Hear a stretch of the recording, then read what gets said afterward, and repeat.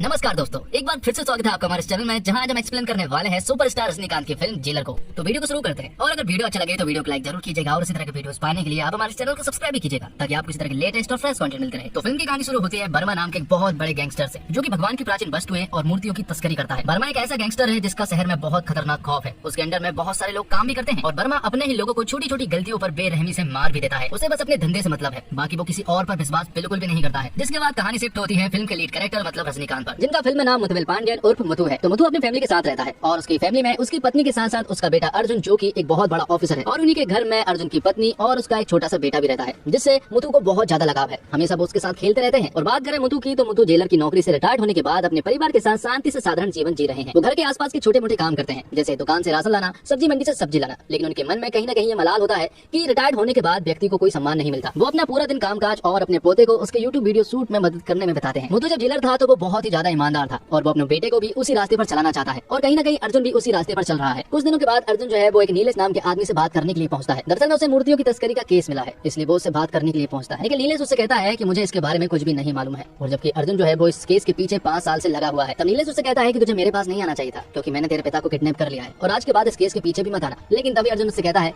कि तुमने गलत आदमी को किडनैप कर लिया, अब जल्दी से अपने आदमियों के पास कॉल करके पूछ लो कि कौन कौन बचा है। और जब नीलेश उनके पास कॉल करता है तो कॉल जो है मथु उठाता है, और वो उससे कहता है कि सभी लोग सो गए हैं, इसलिए वो यहाँ से जा रहा है। यहाँ पर नीलेश बहुत अच्छे से समझ चुका था कि मथु ने सबका काम तमाम कर दिया है, और यहाँ पर अब अर्जुन को भी बहुत खतरनाक गुस्सा आ चुका था, इसलिए वो यहाँ पर नीलेश को 3rd डिग्री देना शुरू कर देता है, और मूर्तियों के बारे में पता करना शुरू कर देता है। अब आगे मथु को देखते हैं, जो कि अपने बेटे अर्जुन को हमेशा कुछ ना कुछ अच्छी सीख देता ही रहता है, और हमेशा ईमानदार रहने को कहता है। तो अर्जुन भी उनकी बात को अच्छे गौर से सुनता है, और उनकी बताई हुई बातों को फॉलो करता है। जिसके बाद हम देखते हैं कि मथु जो है वो एक दिन सब्जी मार्केट से वापस लौट रहा था, तभी अचानक से एक पांडु नाम का आदमी जो है वो उन्हें कार से बचाता है, और कहता है कि अगली बार मेरी कार के सामने आया तो वो उसे ठोक देगा। अब कुछ दिनों के बाद यहाँ पर मथु को मालूम चलता है कि उनका बेटा अर्जुन गायब है। वो कल रात से घर पर नहीं आया है। उन्हें ऐसा लगता है कि शायद अर्जुन किसी जरूरी काम से बाहर गया होगा, इसलिए वो शायद घर पर नहीं आया। लेकिन यहाँ पर कुछ दिन बीत जाते हैं, और मथु को ये कंफर्म हो जाता है कि कुछ ना कुछ तो जरूर गड़बड़ है, इसलिए वो सबसे पहले नीलेश के पास जाने का फैसला करते हैं। बाहर उन्हें पांडु दिखाई पड़ता है, तो वो उससे लिफ्ट लेते हैं और तुरंत ही नीलेश के घर पर पहुंच जाते हैं। वो उससे अर्जुन के बारे में पूछते हैं, लेकिन नीलेश यहाँ पर ठीक तरह से बात नहीं कर रहा था। मथु को अपने जेलर मोड पर आना पड़ता है, और वो यहाँ पर नीलेश का काम तमाम कर देते हैं। जिसके बाद वो नीलेश की लाश को एक बोरे में पैक करके उसे ठिकाने लगाने के लिए पहुंच जाते हैं। उनके साथ पांडु भी था, लेकिन पांडु को ऐसा लगा था कि उस बोरे में कचरा होगा, इसलिए वो उसे ठिकाने तो लगा देते हैं। लेकिन बाद में उसे पता चलता है कि इस बोरे में लाश थी। तब यहाँ पर मथु से कहता है, अब अगर तूने मुंह खोला तो मैं तो फंसूंगा, साथ में तू भी फंसेगा। अब आगे हम देखते हैं बर्मा को, और यहाँ पर बर्मा को मालूम चला है कि नीलेश की डेथ हो चुकी है। और यहाँ पर हमें मालूम चलता है कि दरअसल में नीलेश जो है वो बर्मा के लिए काम करता था,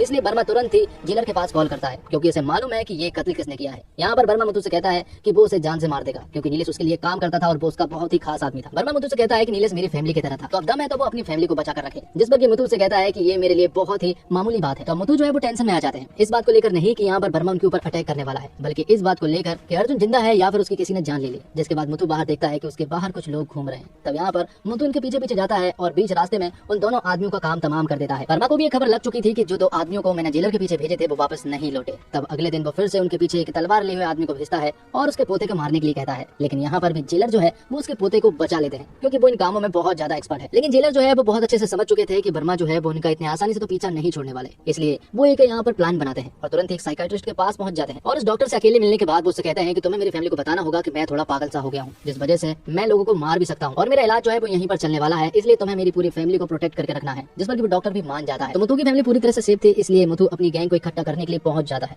और अर्जुन की इन्वेस्टिगेशन करने के लिए भी निकल जाता है कि आखिर अर्जुन जिंदा है या फिर मर गया। तो मथु जब जेलर था तो उस समय के सबसे बड़े गैंगस्टरों से मिलने के लिए पहुंच जाता है। सबसे पहले वो एक्टर शिव राजकुमार के पास पहुंचता है, जो कि जेल का बहुत बड़ा गुंडा था, और वो यहाँ पर रजनी सर मतलब कि मथु को बहुत मानता है। जिसके बाद मोहनलाल के पास जाता है, और वो भी बहुत बड़े गैंगस्टर थे। यहाँ पर ये लोग मथु की मदद करते हैं, और साथ ही वो लोग इन्हें कुछ हैवी स्नाइपर्स देते हैं, जो कि बहुत ही तगड़े होते हैं। तो जैसे ही मथु को अपनी टीम मिलती है तो वो सबसे पहले बर्मा के कुछ खुफिया गिरोह के बारे में पता कर लेते हैं, और उसके काले धंधों के बारे में भी। सबसे पहले तो वो जिन मूर्तियों की तस्करी करता है वो ट्रकों को अपने कब्जे में कर लेता है, जिस वजह से यहाँ पर बहुत सारा तगड़ा एक्शन भी होता है। लेकिन दूसरी तरफ हम देखते हैं कि बर्मा ने यहाँ पर मथु की फैमिली को ढूंढ लिया था, और उन्हें अपने कब्जे में भी कर लिया था। जिसके बाद बर्मा जो है वो मथु के पास कॉल करता है, और उससे कहता है कि तूने मुझसे पंगा लेकर बहुत बड़ी गलती कर दी, अब तेरी पूरी की पूरी फैमिली मेरे कब्जे में है, और मैं उन्हें बस मारने वाला हूँ। लेकिन तभी यहाँ पर मथु से कहता है कि मारने से पहले अपने माल को तो देख ले, तेरा पूरा का पूरा धंधा मेरे पास है। वो उसे वीडियो कॉल पर बताता है, और कहता है कि अगर मेरी फैमिली को कुछ भी हुआ तो वो उसके पूरी तस्करी भरे माल को जलाकर राख कर देगा। तब यहाँ पर बर्मा सकपका जाता है, और वो यहाँ पर मथु की पूरी फैमिली को सही सलामत छोड़ देता है। लेकिन मथु को बहुत अच्छे से मालूम है कि बर्मा अभी भी उनका पीछा नहीं छोड़ेगा, इसलिए मथु जो है वो अपनी फैमिली को समझा देता है कि अब बहुत बड़ी जंग शुरू होने वाली है। और तभी अचानक से उसके घर पर बहुत सारे गैंगस्टर अटैक कर देते हैं। यहाँ पर मथु उनका बहुत ही बहादुरी से सामना करता है, और साथ ही उसका साथ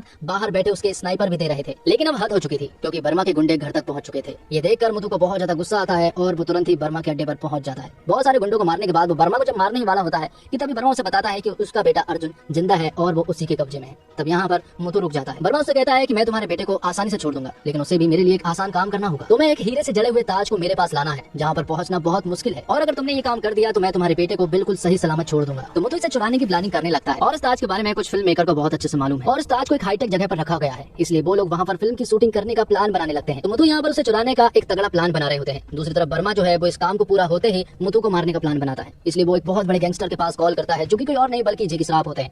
लेकिन यहाँ पर जेकी श्रॉफ जब जेलर का नाम सुनता है तो वो उसे फ्लैशबैक की स्टोरी बताता है।